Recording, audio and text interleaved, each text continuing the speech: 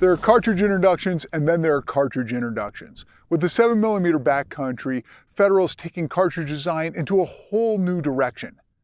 What the promise of the cartridge is to deliver Magnum level performance out of short-barreled suppressed rifles. What that looks like in practice is driving a 170 grain bullet at over 3,000 feet per second.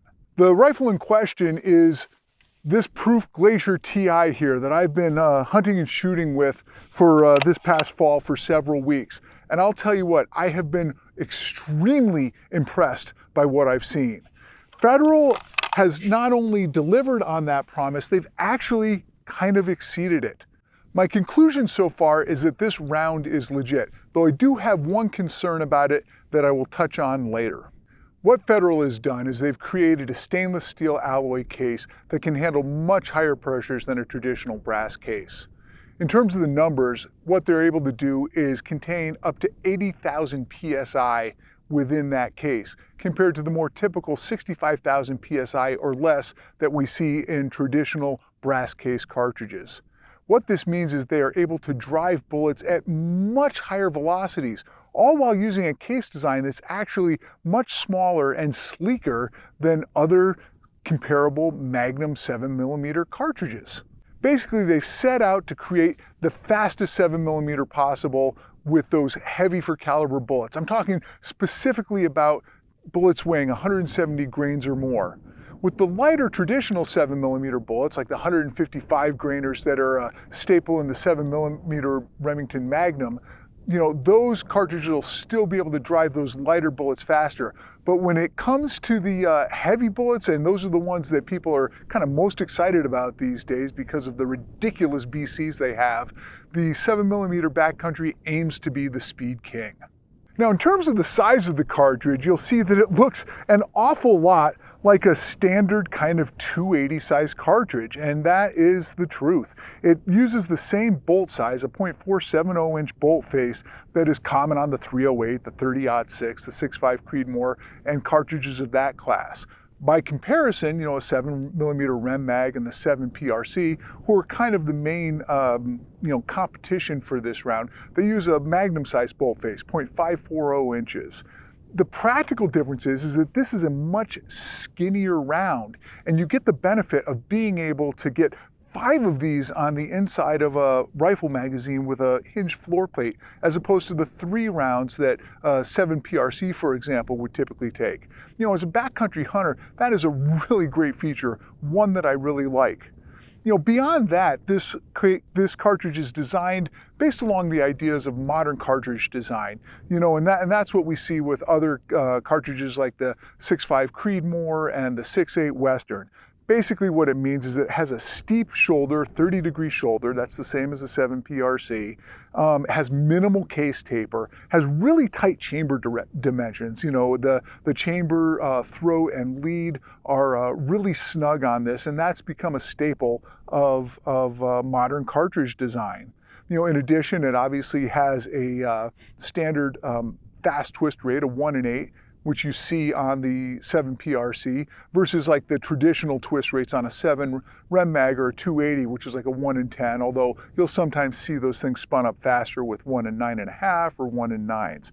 But the point is that this case, even though it kind of looks like an old school, sort of 280 case, it's built along those principles of modern cartridge design that really allow it to maximize the effectiveness with those lovely heavy for caliber bullets. Federal is rolling out with a number of different loads for this with the introduction. They've got 5 on tap. I've got 4 of them here. We've got the 170 grain terminal Ascent, which is a fantastic round in terms of its game-killing capability. The 175 Fusion tipped, which in my rifle has proved to be exceptionally accurate. The 195 Berger Elite Hunter, that is just such a big, juicy bullet. I can't wait to get more of those downrange. That thing should be just an absolute hammer at long distances. And then for people who prefer or need to use lead-free ammunition, there's a 168 grain Barnes LRX. So with this lineup, there's also a 155 grain terminal Ascent that Federal's going to do. I just don't have that one yet. With this lineup, they're kind of trying to touch all the different bases. They want a sort of a match bullet, premium hunting bullet. The fusion tipped is more of a whitetail bullet. And then obviously monometal copper alloy option in the barns. So it's a pretty robust lineup, and Federal is really looking to sort of meet the anticipated demand, which is going to be pretty significant, I think. I'm judging that based on the number of rifles that are going to be available in the 7BC right out of the gate. As of the taping of this video, we've got at least 11 different companies on tap out there. There's the Proof Research that I've been using. This rifle here I'm super excited about. This is a Geisley. It's their first bolt action, and they're introducing this in the 7 Backcountry as well. In addition to that, you've got mainstays such as Savage, Weatherby, we've got Fierce Firearms, Altera Arms, who else? Seekins Precision. There's any number of rifles out there that are going to be chambered in this. So I think for somebody who's interested in the 7 Backcountry, there's going to be a lot of options, a lot of different price points available. But really at the heart, this is a sort of a technical rifle cartridge that's designed for, in some ways I would say kind of the aficionado. And that's sort of leads into one of the kind of drawbacks of the cartridge. Guys like me like to reload, and I think that a lot of the people who might be attracted to this cartridge want to reload it. But because it uses this stainless steel alloy, you're not able apparently to anneal the cases. And annealing the case sort of resets it back to its original condition. It extends the life of the case and allows it to be reloaded more times. In the absence of that, Federal is saying that we're probably going to be able to get a handful of reloads out of each case before you have to pitch it. When you're not able to anneal it, the cases get work hardened and you'll get kind of cracks in the neck or the shoulder, and that's it for the case. We don't know exactly what that looks like now. I'm saying we're assuming, and that's because we don't have dies yet. I know RCBS is working on getting dies out for the 7 Backcountry, and as soon as they do, I plan on getting it and reloading with it. Although there is one other hurdle, which is that the powders that Federal is using in these factory offerings are not commercially available. It's a sort of a blend that only that they've got access to, and in all honesty, that is not an unusual thing for ammo makers to do. Plenty of ammunition is made with types of powders that aren't what are available to the general public. That said, at some point before long, we're going to start to see some reloading data for this cartridge with powders that we're familiar with, and I certainly plan on doing some reloading with them. Despite the fact that the case life isn't going to be great on the reloads, I think it'll still be a lot of fun to see what they produce. When I think about reloading this, it sort of reminds me of the way we used to think about the old Weatherby Magnum cartridges. This is before people annealed very commonly. That you'd get a handful of reloads out of them, and that's about it. As I mentioned, I have been carrying and hunting with the Proof Research rifle, and I was fortunate enough to kill a really nice bull elk with it down in Texas. Now, I had a couple of loads to choose from, the 170 grain terminal ascent and then the 175 grain fusion tipped. I ended up going with the fusion tipped. Federal is marketing that as a whitetail round, but I didn't hesitate to use it on an elk because of how well it shot. The terminal ascent can be a little bit more of a finicky bullet, although its killing power is kind of undisputed. But I'll tell you what, the fusion and now the fusion tipped, I think those are two of the most kind of sleeper projectiles out there in terms of accuracy. Through this rifle, I was getting 5-shot groups in the .6, .7s, which was really good performance. And so I had a lot of confidence with it. In fact, right after I had zeroed the rifle, we were rolling around looking for elk and crested this hill at one point, and way down below at a feeder was a feral hog. And when I say way down, I mean to the tune of over 1,400 yards. I ranged it with my rangefinder, got a ballistic solution. At this point, I hadn't really taken a long poke at anything, because those pigs are a pest and they want them out of there. I laid down and let it fly. That's over 2 seconds of flight time for that bullet. And I'll tell you what, the water line on it was perfect.